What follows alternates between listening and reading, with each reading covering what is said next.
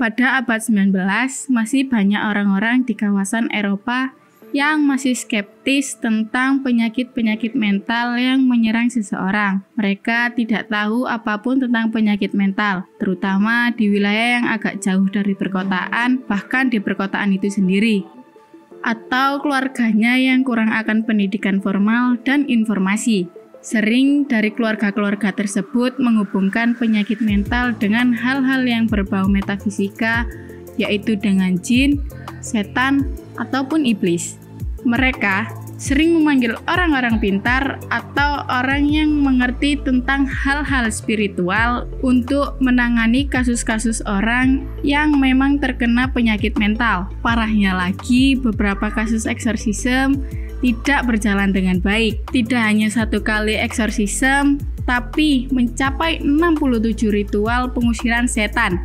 Bahkan setelah sebanyak itu, masih tetap tidak berhasil menyembuhkan seorang pasien.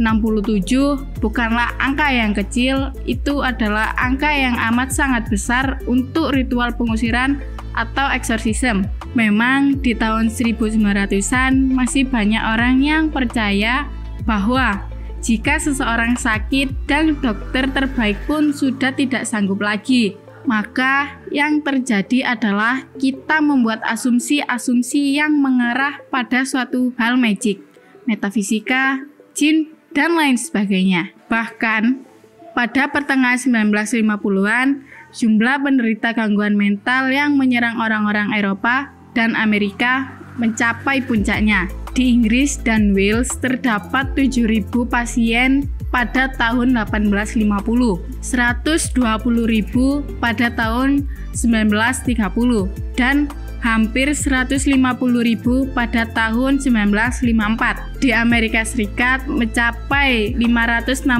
pasien pada tahun 1955. Dokter Yunani atau Hippocrates menyatakan bahwa gangguan mental sebagai penyakit yang harus dipahami dalam konteks fisiologi yang terganggu, bukan sebagai refleksi ketidaksenangan para dewa atau bukti kerasukan setan, seperti yang sering dibahas dalam tulisan-tulisan Mesir, India, Yunani, dan Romawi. Beliau menetapkan perawatan untuk orang-orang yang sakit mental meliputi ketenangan, pekerjaan, dan penggunaan obat-obatan. Sigmund Freud mengembangkan metode untuk perawatan pasien dengan gangguan mental, neurotik, dan psikosis. Adalah terapi psikoanalisis atau penyembuhan dengan cara mengajak pasien berbicara. Akan membahas seorang yang dikira kerasukan setan, tapi ternyata didiagnosis penyakit medis yaitu epilepsi lobus temporal. Dan yang paling parahnya lagi adalah orang ini kekurangan gizi saat ritual tersebut. Siapakah dia? Kita bahas sama-sama.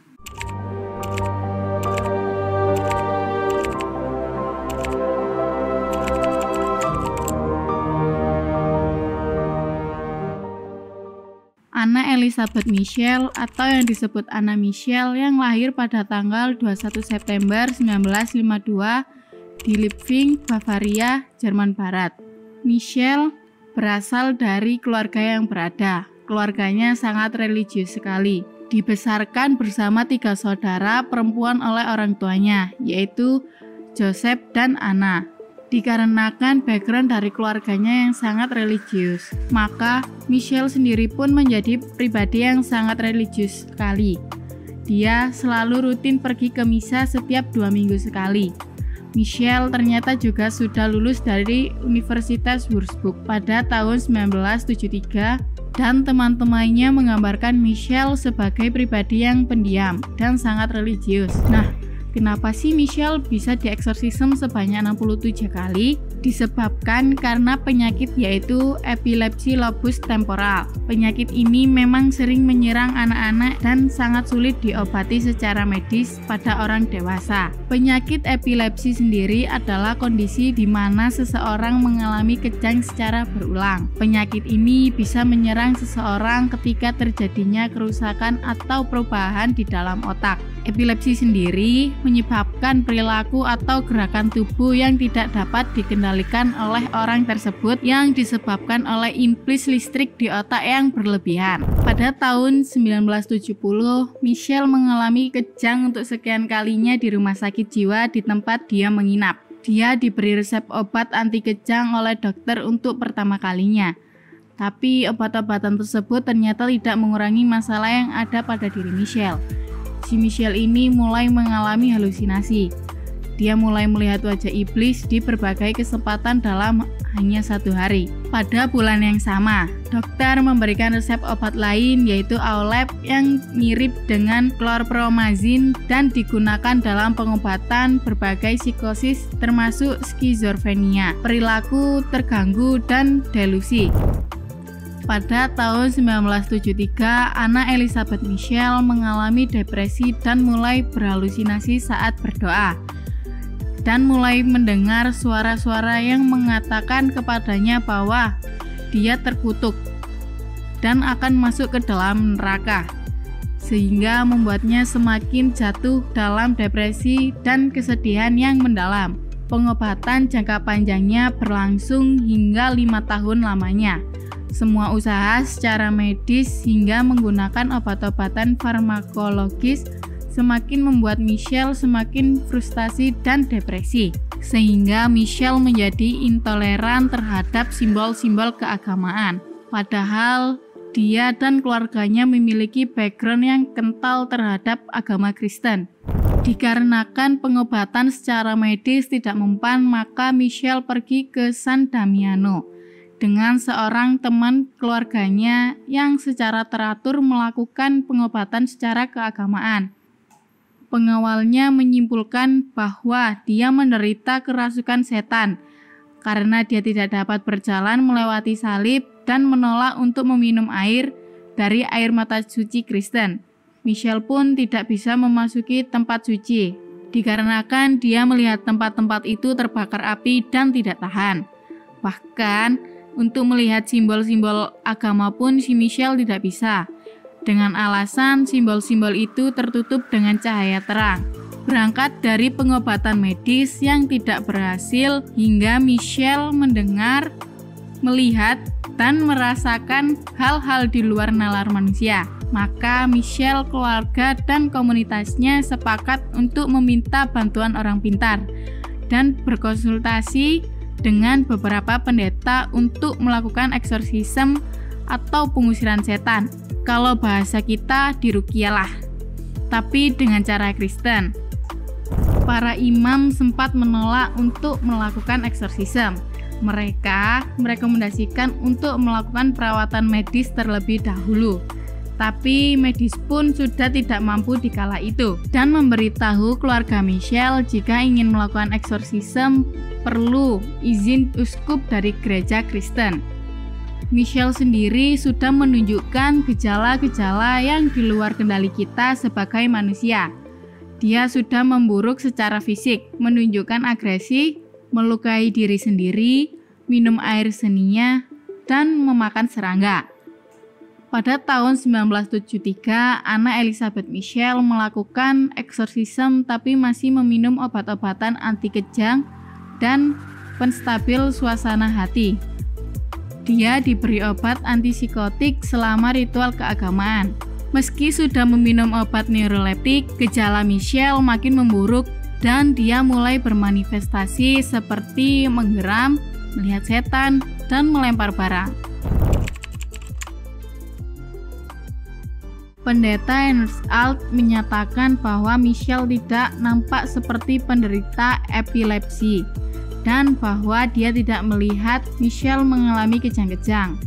Alt yakin bahwa Michelle dirasuki oleh roh jahat, setan ataupun sejenisnya. Altlah yang mendesak uskup setempat untuk memberikan izin agar diadakan pengusiran setan atau eksorsisme. Akhirnya pada 1975, Uskup Joseph Stangi memberikan izin kepada Pastor Arnold Renz untuk melakukan pengusiran setan menurut Rituale Romanum, tetapi dirinya meminta untuk merahasiakan secara total. Rituale Romanum sendiri merupakan buku berisi tentang ritual-ritual yang dimiliki Gereja Katolik berdasarkan liturgi resmi ritus Romawi. Pastor Renz melakukan sesi ritual pertamanya pada tanggal 24 September 1975. Michelle pun mulai sering berbicara tentang kematian untuk menebus dosa-dosa pemuda yang bandel pada zaman itu dan para pendeta murtad dari gereja modern. Orang tuanya pun mulai berhenti konsultasi dengan dokter atas permintaannya dan hanya mengandalkan ritual pengusiran setan sebanyak 67 sesi pengusiran setan, 1 atau 2 kali dalam setiap minggu, yang mana setiap sesi berlangsung hingga 4 jam.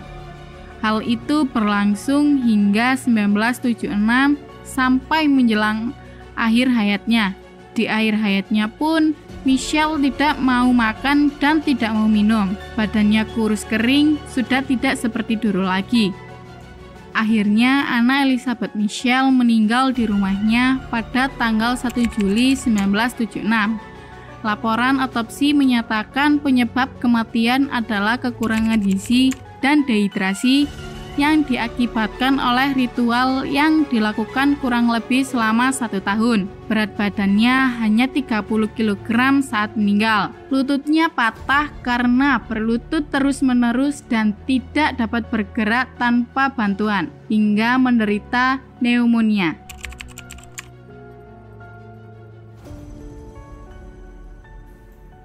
Setelah melakukan penyelidikan mendalam, jaksa penuntut umum menyatakan bahwa kematian Michelle sebenarnya bisa dicegah paling lambat 1 minggu sebelum ia meninggal. Tetapi orang tua Michelle, pendeta Ernest Alt, dan pastor Arnold Renz bersikeras untuk tetap melanjutkan pengusiran setan. Hingga pada tahun 1976, mereka didakwa dengan dakwaan pembunuhan karena kelalaian. Akhirnya, negara merekomendasikan agar tidak ada pihak yang terlibat di penjara. Sebagai gantinya, hukuman terhadap pendeta berupa denda sementara. Untuk orang tua Michelle harus dibebaskan dari hukuman karena mereka telah cukup menderita, kata Nuremberg Erich Schmidt-Leitner, pengacara dari orang tua Michelle dan pendeta. Pada tanggal 14 Juli 1977, sebuah artikel di New York Times melaporkan jaksa Aschaffenburg mengumumkan bahwa 2 pendeta Katolik Roma telah didakwa dengan pembunuhan karena kelalaian dalam kematian Anna Elizabeth Michelle yang telah menjalani pengusiran setan setahun sebelumnya. Pada tanggal 30 Maret 1978 diadakan sidang di pengadilan distrik dan menarik perhatian besar. Para dokter pun dihadirkan dan bersaksi bahwa Michelle tidak kerasukan dan menyatakan bahwa manifestasi dari kerasukan setan merupakan efek psikologis dari pendidikan agamanya yang ketat serta epilepsi yang dideritanya.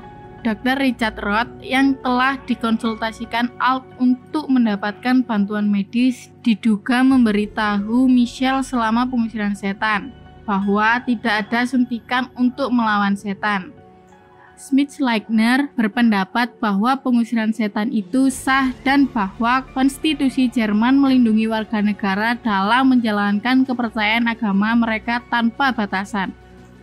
Pada saat persidangan diputar rekaman-rekaman pada sesi pengusiran setan dan terkadang menampilkan apa yang diklaim sebagai setan yang berdebat. Kedua pendeta itu mengklaim bahwa setan itu mengidentifikasikan diri mereka sebagai Lucifer, Cain, Yudas Iskariot, Hitler, dan Nero. Bahkan mereka juga menyatakan bahwa Michelle akhirnya terbebas dari kerasukan akibat pengusiran setan tepat sebelum kematiannya. Uskup Stangi mengatakan bahwa dia tidak menyadari kondisi kesehatan Michelle, yang mengkhawatirkan ketika dia menyetujui pengusiran setan dan tidak bersaksi di pengadilan. Pada bulan April 1978, orang tua beserta kedua pendeta itu akhirnya dijatuhi hukuman. Menurut penulis John M. Davy, kasus ini merupakan kesalahan identifikasi penyakit mental, tapi anehnya beberapa tahun kemudian para uskup di negara Jerman mencabut bahwa Michelle tidak dirasuki.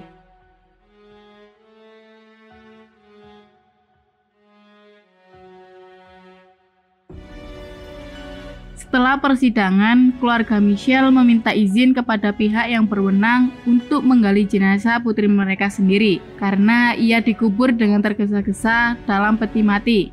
Hampir 2 tahun setelah penguburan, pada tanggal 25 Februari 1978, jenazahnya diganti dalam peti mati yang baru dari kayu ek yang dilapisi timah. Maka Michelle tetap menjadi tempat ziarah karena dia dihormati oleh beberapa kelompok kecil umat Katolik yang percaya bahwa Michelle telah menebus dosa para pendeta dan pemuda setempat yang nakal dan berdosa. Ayah Michelle, Joseph Michelle, meninggal pada 1999 dalam sebuah wawancara pada 2006. Anna Michelle menyatakan bahwa dia tidak menyesali tindakannya dengan mengatakan, "Saya tahu kami melakukan hal yang benar karena saya melihat tanda Kristus di tangannya." Pada tanggal 6 Juni 2013, kebakaran melanda di rumah yang ditempati oleh Michelle dan keluarganya. Meskipun penduduk setempat mengaitkan kebakaran itu dengan kasus pengusiran setan, tetapi polisi memutuskan bahwa kasus itu adalah kasus pembakaran bukan berhubungan dengan pengusiran setan.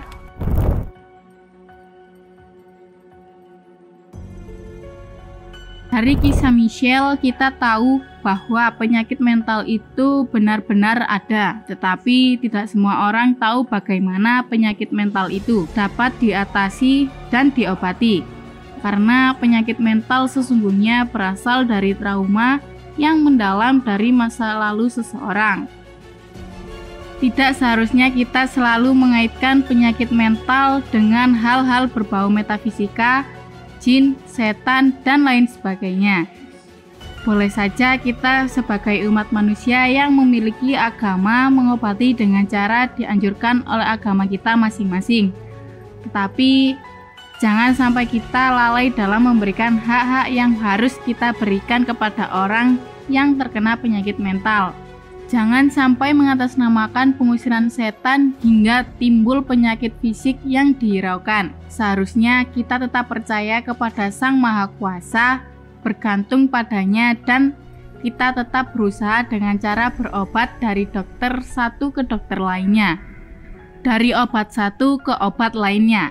Jika dirasa usaha kita maksimal dan upaya kita sudah jauh melampaui apa yang kita miliki, maka jalan satu-satunya hanyalah berdoa, berdoa, dan berdoa.